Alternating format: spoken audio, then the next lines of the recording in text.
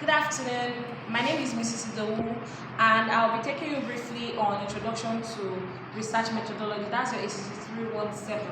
We have taken time to examine different topics, and it's quite an interesting subject because you are actually going to need it to write your project in 400 level. So in today's lecture, I just want to take like an abstract topic and use it to explain some of the things we have discussed in the course of our study. So a topic now, let's look at a topic, and from the topic we'll determine hypotheses, objectives, the research methodology to use, and so on and so forth. So let's say you want to examine the impact of human resource accounting on performance of banks in Nigeria. That's just an abstract topic. So whenever you have a topic like this, there is what we call, like we've discussed in previous class, there's what we call variables. And for the variables, we have independent and dependent variable. So for any topic, you must have present at your level independent variable and dependent variable. The independent variable, from the word, it stands alone, where the dependent variable is depending on the independent variable. So for this topic now, the impact of human resource accounting on performance. In this topic, your performance is depending on human resource accounting. So this is the independent variable, this is the dependent variable. So now that you have the topic, of course, in your work, you write your background to the study. 1.2, you have write a statement of problem. 1.3, you have objectives of the study. So how can you come up with the objectives for this kind of study? I might have to tweak some things because of breaking it down. The impact of Okay, so like I said, the impact of human resource accounting on performance. We've identified our independent and dependent variable. Now, for the objective of the study, we would need to break down the independent variable. For undergraduate study, it's okay if you have 1, 2, 3 objectives. So how are you going to break it down? You are going to be looking at the things that you can use to measure this human resource accounting. Let me explain. If this independent variable has been like, you want to look at the impact of man. So what can you use to measure man? You can use maybe a teenager. You can use a toddler that is a baby. I'm just saying. You can use an adult that is between the ages of 40 to you. Do you get what I'm saying? So you break it down that we'll be able to use as proxy to measure your man. So here, our independent variable is human resource accounting. What are the things that we can use to measure human resource accounting? You look at the training and development of staffs. You look at the staff's costs. Then you look at safety or health and safety costs. These costs can help you identify your human resource account. We call them proxies or variables. Then you are checking it on performance. So which type of performance do you want? There are different things you can use to measure performance. You can use return on equity, assets, profit after tax. So which one would you want to use? For the purpose of this topic, let us speak on profit after tax.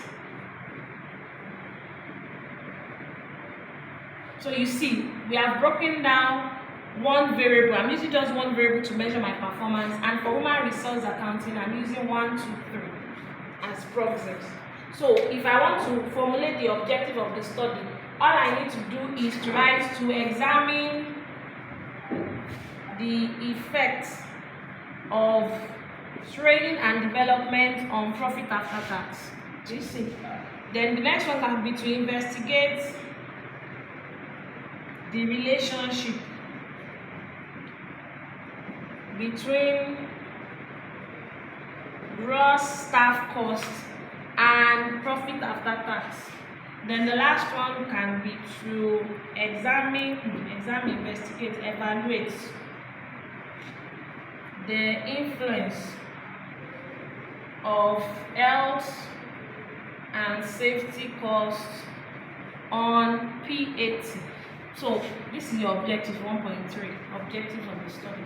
Then the next thing is for you to have the questions. Some people have their questions before the objective. It depends on whatever is required of you. Some people, their questions will be 1.3, but for the purpose of this explanation, let's have it like this. So your objectives, your questions, and the next one, 1.5, hypothesis, they are all related.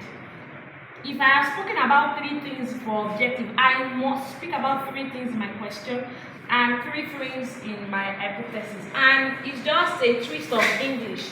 Here, I am stating a statement. When it's a question, I must formulate it in such a way to be asking a question. And whatever question I'm formulating, I must not be able to say yes or no to them. So we don't ask that, are you okay with this? Is training and development affecting PAT? No. You structure it in such a way that the response won't be yes or no. Then I look at the hypothesis. So I pick it one by one. So I'll just use one example so that you get the concept. So for objectives now, to examine the effect of training and development on PAT, the question can be, what is the effect of training and development on PAT? Do you see? Then the hypothesis will be to examine what is the effect. Training and there is no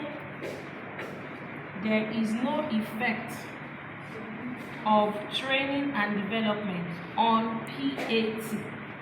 I'm just going to mention, okay, look at, to investigate now. If I want to ask a question now, to investigate the relationship between